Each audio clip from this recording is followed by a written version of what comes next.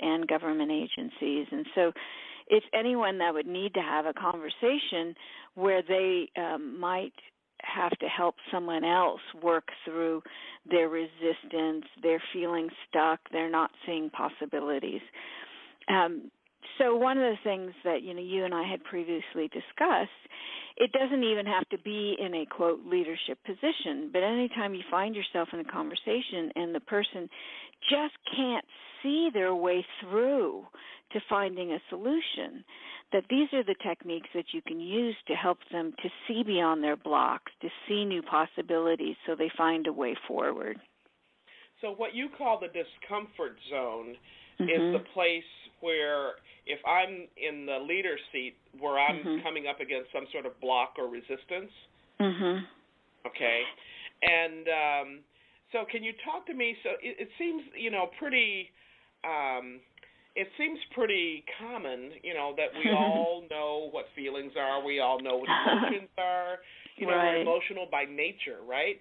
But why are we so fearful? Why are we so afraid of allowing ourselves to express those emotions? Right. And have we not been dealing with this whole situation since the ancient Greeks?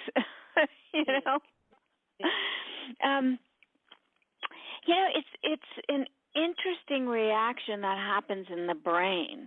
As soon as one person gets emotional, how we tend to react. So it's not a thought-out process.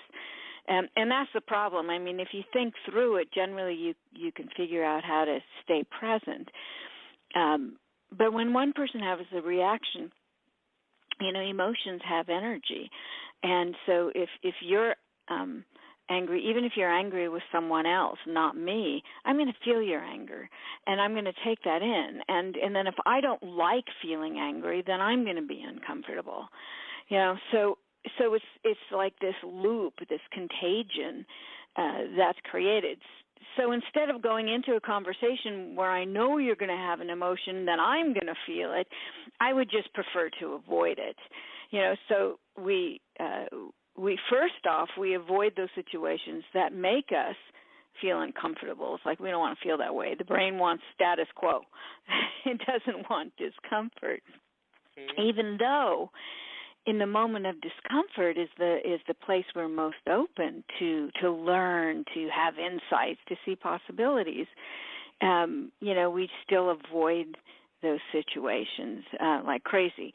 And even if we go into them and we know that somebody's feeling badly or they're angry or frustrated, then we have this great need that, I must fix them or I must find a solution for them, instead of just allowing them to have their experience, and let them to talk about it. We constantly feel this urge to jump in and, solve their problem, which is usually not what the person needs. So we either avoid it or then we jump into it and then try to make it go away instead of just being present to it. And either way, we're really kind of discounting the other person and their experience. Right. So, which then makes them feel, badly or more embarrassed for having the emotion in the first place. You're absolutely right. So how do you work with leaders? You said, at the top of the conversation, you talked about your coaching work. And as a coach, a lot of people use the term these days, coaching, but I know that you know what you're talking about. Thank you. You have a lot of experience and really deep expertise in this area. So can you tell us first of all, just give us the thumbnail idea of what you mean by coaching, and then how do you work with someone, with a leader who is really stuck and they can't, they just can't see their way out? Yeah. Thank you, Gloria, for asking me for that definition, because I'm a real stickler that I differentiate giving advice and telling people what to do with coaching technique. I see coaching really as it's a reflective inquiry process, but simply if you and I were in a conversation, some of the best things I can do is just to reflect back to you what you're saying to me. So I might summarize what you're saying and really, try to get to the essence, the core of your message. And then I might share with you, when your emotions shift, like that really seems to make you angry, or you seem to be really disappointed with these people. So I'm just sharing back to you what you're giving to me, and then I'm curious about it. So how do you know that to be true, or what is it that you think is causing you to feel that way? So it's the intention of coaching is to help. So like if I'm in conversation with you, you're a fully whole, creative, intelligent being. So I'm just there to help you think through your process, because it's difficult for you to do it yourself when you're wrapped up in an emotion. And the better that we can help each other to think more broadly, the more we actually help each other, expand and grow on our own without, you jumping in and trying to fix me, or I'm giving you solutions. We're helping each other think in a much bigger, broader way. So if I'm working with you as a leader, Marcia, that's really a helpful definition. And I'm in my place of discomfort with I don't know, let's just say with one of my peers, one of my team members. Are you?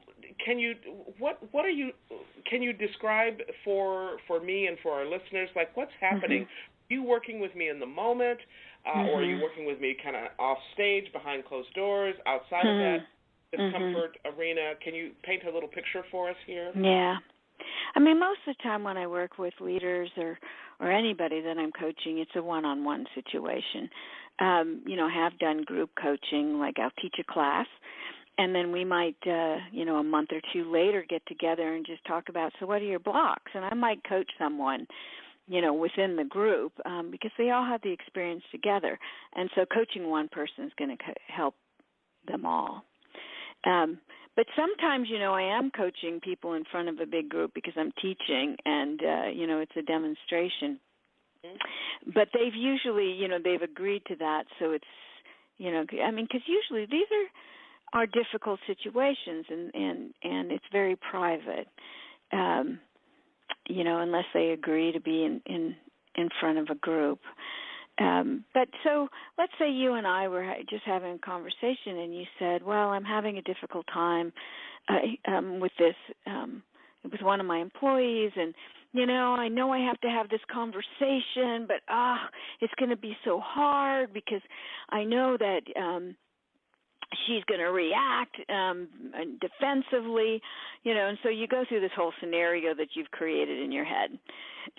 And what I would first start doing was saying, okay, so you've created this scenario, how do you know she's going to act that way? What gives you that indication? What's happened up to this point? Why would this be a surprise? Or is it a surprise?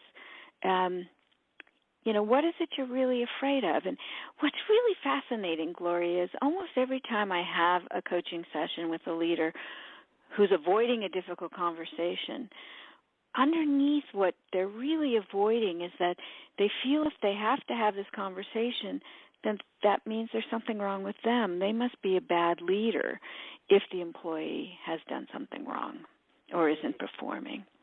And it's so interesting because once we get to that, and it doesn't take that much, and this isn't therapy, it's just asking, and saying, wow, you seem like a little worried or disappointed, just reflecting what's happening in the moment.